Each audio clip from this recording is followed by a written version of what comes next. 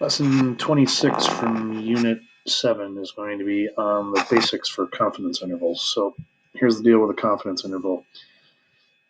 If I would want to know what proportion of people in our school have chocolate ice cream as their favorite ice cream, and I would guess a number, let's say I thought it was 32%. There's a pretty good chance that I'm going to be wrong. But if instead of saying it's going to be exactly 32, what if I said it was between 30 and 34?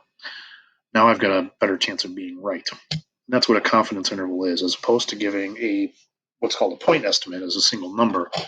We would give a range of numbers to be more possibly correct.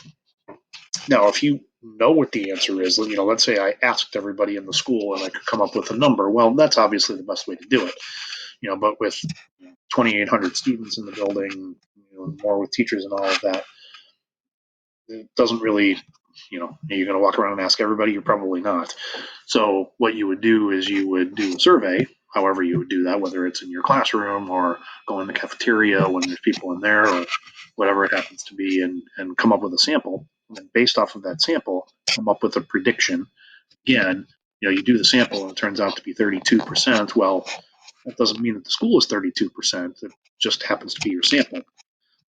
But if you do a sample of, say, 100 students and it's 32%, it's probably very unlikely that the school proportion of that would be 80% or something like that. It's probably going to be somewhere in the neighborhood of 32%. So that's what we'll do with the confidence interval. And there's ways to come up with what those numbers are, and there's formulas that go along with that, and that's what we'll be doing in future sections. So the first page of the notes here just goes through some examples of those type of ideas. You can read through that on your own, and it gives the idea of what a confidence interval is, like I just got done talking about.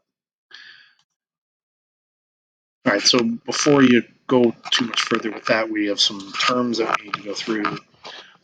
Confidence level. So you are going to be given a particular confidence level to be able to do your problems. Me saying that I'm 20% confident or me saying that I'm 90% confident are going to be two very different things. You give a smaller confidence level, you don't really have to be very close.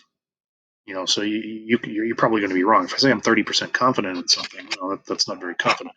But if I say I'm 95% confident, you're going to need to make sure that you have a range of numbers that would, that you're probably going to be right.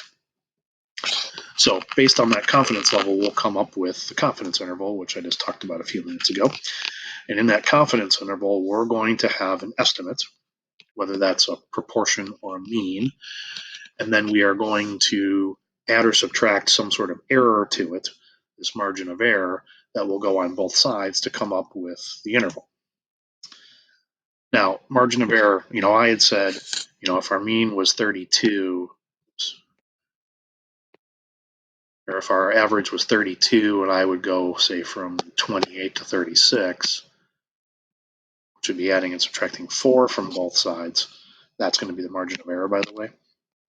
You're not going to just arbitrarily come up with a margin of error. Again, we're going to do that with formulas and have the calculator compute some of that as well. Okay, and then there's some demonstrations on how those work. If you'd like to take a look at that, you can click on that website and go through that. All right, some symbols that you're going to need to know. We have 2 for proportion and 2 for mean. So what we're trying to estimate is what's going on with the population, whether it is a proportion or a mean. So population proportion is just P. Population mean is mu. We've talked about that before. We're going to take a sample to estimate the population proportion. And when we do that, that is P hat. Yes, it's actually P hat because it looks like it's got a little hat on top of it. And then sample for means is going to be X bar. Again, we've talked about that before as well. So these sample proportions and sample means are going to be what's called a point estimator. We're going to use some sort of estimate that we would do in a sample to try to make a guess for what's going to happen in the population. Okay, that's what a point estimator is. So the 2 that we're going to do again are proportion and mean. So the first problems are coming up with your point estimator, whether it happens to be, again, proportion or mean. So to determine the point estimator you would use to be able to do these problems. So Jimmy wants to determine the percentage of people that are hockey fans. He takes a simple random sample of 120 people, finds that 48 are hockey fans. So we would be using proportion, so p hat from this one would be 48 out of 120. Now you can put that into a calculator, get that as a decimal, as a reduced fraction or whatever, but whatever it happens to be, it's going to be 48 out of 120. Joe wants to figure out how tall the average 18-year-old male is, so he does a sample of 8 18-year-olds, has these as numbers. So this would be a x bar. We're doing mean on this one. So you would take and add all those numbers up and divide by 8. And when you do that, you get 67 and a half on this one. That's an 8. Sorry. All right. Let's actually come up with some confidence intervals here. So when we do a normal distribution, which is what we're going to be basing our confidence levels off of. So this particular one has a mean of 82 for it's a score on a test, and a standard deviation of 3.1. So I am going to take and add 3.1 3 times. So that would be 85.1 and 88.2 and 91.3. I'm going to subtract 3.1. So that would be 78.9, 75.8, 72.7. Okay, that would be 1, 2, and 3 standard deviations away. Okay, so we learned before 68% of your data is going to be within 1 standard deviation. It's actually 68.2, but it's going to be a 68. A little more than 95% is going to be 2 standard deviations. 99.7 will be 3 standard deviations. Okay, so when this one says 95%, that would be 2 standard deviations.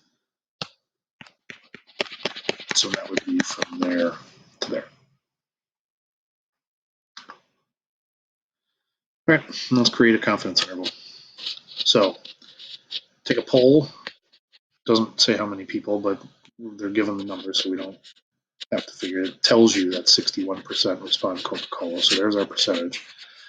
I want a confidence interval for what's actually going on in the whole entire population. So I'm going to have a population proportion in between 2 numbers. Well, if 95% is 2 standard deviations, I am going to go 2 standard deviations above and 2 standard deviations below. So my margin of error in this case would be 8, because I want to double this number for 2 standard deviations.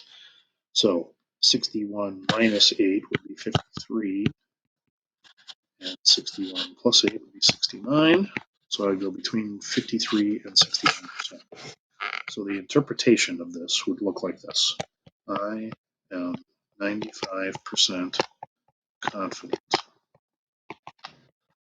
the true population proportion,